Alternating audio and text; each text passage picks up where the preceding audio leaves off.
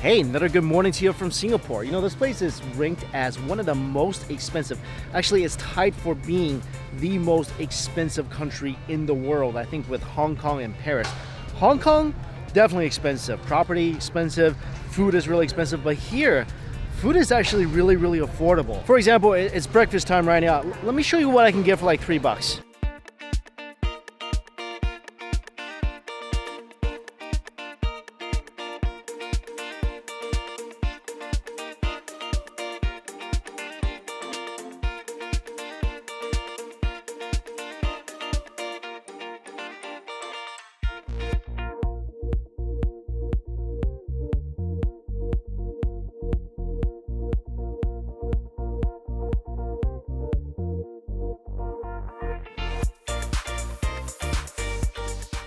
Old Hainan curry rice. So many of my friends in Singapore told me to come to this place. I gotta try it. First meal of the day, I'm already starving, and this thing just bombards you, not just visually, but it just attacks you right here. You're smelling all that great spices in the curry. Remember those cartoons where the fragrance of a dish is like, turns into this temptress going like this to ya? That's what this dish is doing to me right now. And the rice is just drenched in this delicious smelling golden curry sauce. And I gotta admit, this dish, it's around $4.50. I had to get every single thing, but they sell the rice for only 60 cents, and then you can just add on whatever vegetable or meat you want. So you can literally come here and have a 60-cent curry rice. And that's 60 cents in Singapore. So this one, I got some cabbage, braised pork, fried pork chop, and Kui Ace, and this is their signature platter. I just want to try all the ingredients individually. Oh, that is so good. Super crispy pork chop, fried perfectly. Oh, that braised pork is soft. I got a fatty massage for my tongue. Let's get down to business. Let's try this curry rice. Oh, that's amazing. Especially the bits where that eggy river flow through the rice. It makes the curry sauce, which is already creamy and savory and slightly sweet, and got that nice smoky flavor, even more smooth and silky. This plate for me is perfect. Look at the nice textural differences with the fried pork and the cabbage, which are a little bit crispy, and everything else just does the melting, making it feel like that this $4 rice dish is all you need in the world. I'm glad I got the combination and I waited for the fried pork chop. There's a little bit of crispiness, and it's such a nice component in the sea of creamy curry and egg yolk. Now I feel like my day has truly begun. Wide awake now. I feel the curry surging through my veins. All right, next up, something else I've been trying a while, ever since I saw it on Netflix. That's a hint for you. I've been wanting to come here after watching the street food episode on Singapore. For the sweet cake, the Putu Piring. This is a big hawker center. I haven't been here before. We'll see what else is around here that's good too.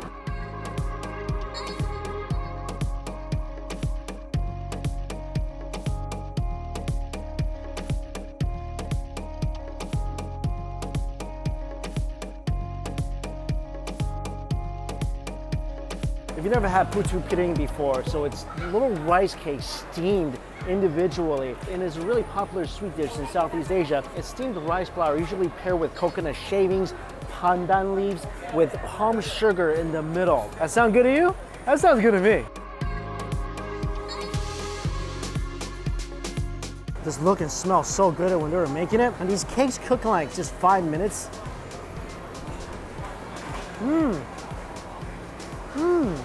It's really cool because they put it on top of pandan, so as soon as you open the package, you get this great pandan aroma. The palm sugar mixes like into a little syrupy pocket. Such a nice little caramelized flavor with it. Oh, they're so fluffy and nice. This actually be really good with some hot tea. I mean, that palm sugar is really sweet. The cakes are nice and crumbly. Oh, you definitely need something to drink when you're eating this, because it's good, but it's very dry too. Where's somebody sold hot tea? Well, I can't find any hot tea because, well, I could just buy some tea and walk it outside, and that'd probably do the trick. But it is a hawker stall, got a bottle of water. I really like this. And you get 5 little cakes for $2.50. So less than $2 US for 5 of these tasty treats. That was really, really good. Ever since I saw this on Netflix, I'm like, how did I miss those little cakes? And I hate missing cakes because I love cakes. Now they'll be with me forever. Kind of sound like a food serial killer. When I was about to leave here, I got a bunch of messages, and also I ran into people here telling me I gotta go try the Sarawak Kolo Mi. This place right here, Ling Yu Mei Sarawak Kolo Mi. Sarawak is a state of Malaysia, so these are Malaysian tossed noodles. Never had anything like this before. Let me try it here.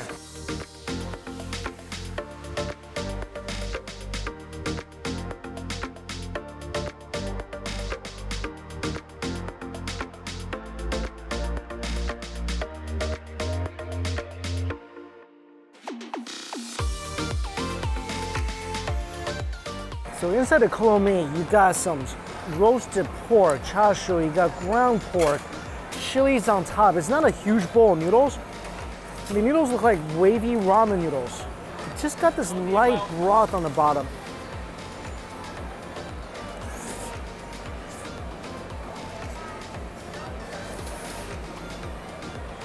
Oh, this is delicious. 3 different types of pork in here. You got the really tender ground pork, the smoky roast pork, and you got the pork crackling, all mixed in with some really al dente noodles. I know these are boiled, but it just kind of tastes like similar texture and flavor to the steamed noodles I used to eat in China. Whew, that's a fiery chili. You be careful. That chili and how hot this country is, I'm pretty sure you run the risk of combusting when you walk out of here. This is a good bowl of dry noodles. You can taste a little fish sauce, a little soy sauce, and it's just really, really meaty, you know? Pretty good deal for around $3. Oh. Actually, I really love the crunchy texture of the pork crackling. There's like a little bits of highlight in this bowl of chewy noodles. Literally, I was walking out of here and I saw a couple of people. They came by to take photos. And they were like, you gotta go try these Sarawak noodles. I'm glad I listened to them. And guys, just for future reference, if you see me walking around in your country, feel free to come up to me and tell me I must try something. 9 out of 10, I'm gonna do it. So thank you guys. Wow, I was about ready to leave and a fan shows up. And there's another stall I wanted to go to here called Afandi Hawa and Family Mi Rubes. So I was about to get up, I was gonna go over there, and then he comes along. His initials are SY, and he brought me a bowl. Thank you so much, kind stranger. Thank you, thank you, thank you. And this one comes with a little calamansi, which I assume will go on top. There's fresh chilies, bits of mutton. So the noodles are here, and I'm not sure what this is. And then an egg. Kind of looks like a curry noodle. There's so much gravy in this bowl. Well, let's see.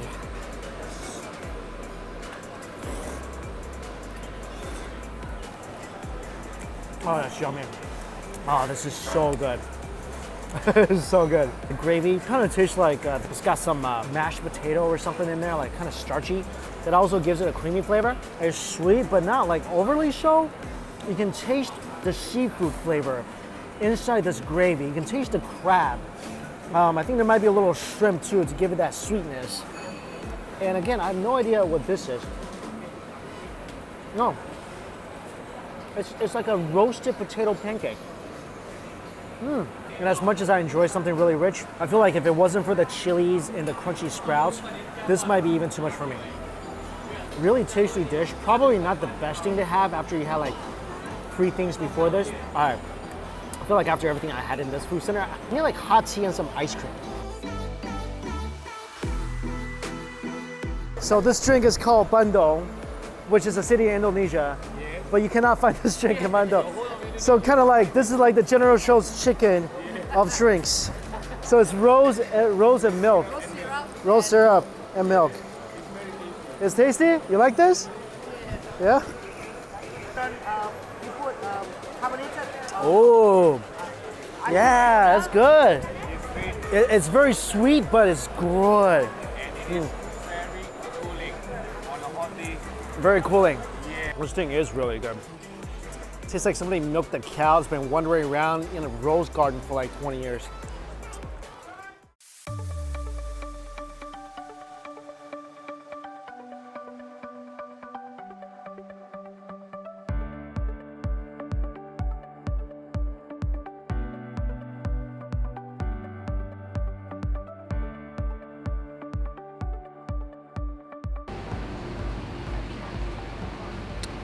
That is pretty darn good juice. Oh, wow.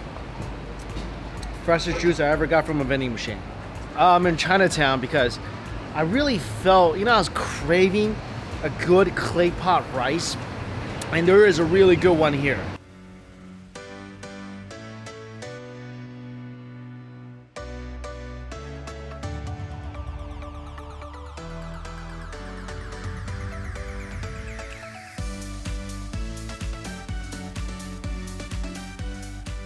They just opened up and the wait is 1.5 hours.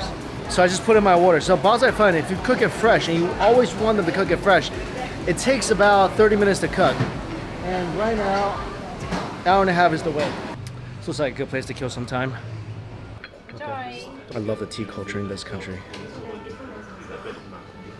I find cool little tea shops everywhere. I could literally sit in these tea shops, tea parlors, just sit there the whole day. I've done that before in Singapore. Just buy like a pot of tea and that's all you do. Just sit.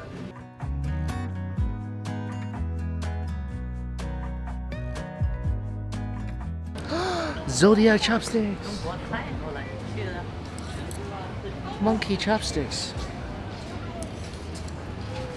That's cool. That's a great gift, You know what? I'm gonna go buy a pair of chopsticks and I'll do a giveaway or something. Oh, that panda one is too adorable. I'm gonna give these away on Instagram because it's just too hard to do on YouTube. So follow my Instagram account, MIKEXINGCHEN. Follow my Instagram account. I'm gonna announce how I'm gonna give it away down there. But this is what I'm giving away. Look at this. I'm gonna do 2 sets of chopsticks. That rabbit one is really cute. By the way, it's to beat your kids with. Yeah, right here. Professional spanker. I remember that when I was a kid. You guys know how to open a Chinese fan? I learned this while I was in China. So it's hard. Some of it is not as easy to open as this one. Some of them are kind of locked tight. But the ones, so usually the good ones are like locked tight, so you can't just open it. What you do is, see, you can put your finger here and here and go like that. Learn that in China. It's like the only thing I learned. I think I'm gonna do this every single place I go. I'm gonna buy something from the local stores and I'm gonna give it away to you guys. Those are 2 cute chopsticks, right? I like this little market. It's like right by Chinatown. You got a bunch of random like jade or tea. Gotta go get a nice fish magnet too. Oh, it's time for my clay pot rice. I'll come back. My clay pot rice is coming. Finding a table was not easy. Finally secured one. And the guy is coming with my rice. Oh, I'm so excited.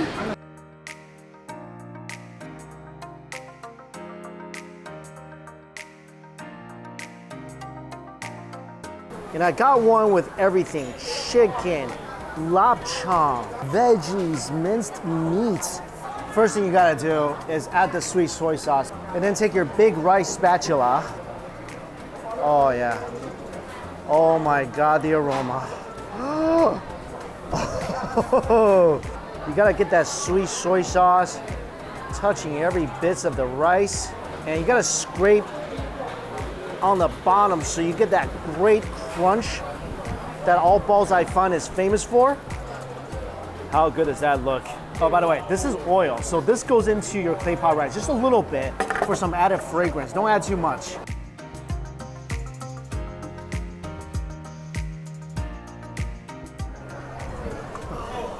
You wanna know the real reason why I don't drink? I don't need to. I get intoxicated off stuff like this. And plus, no hangover, only food coma. This looks so freaking amazing. I'm gonna just use the big spoon here. Oh, it's so good. Every bite, I'm getting a nice little crunch of the guoba, which is the crispy rice.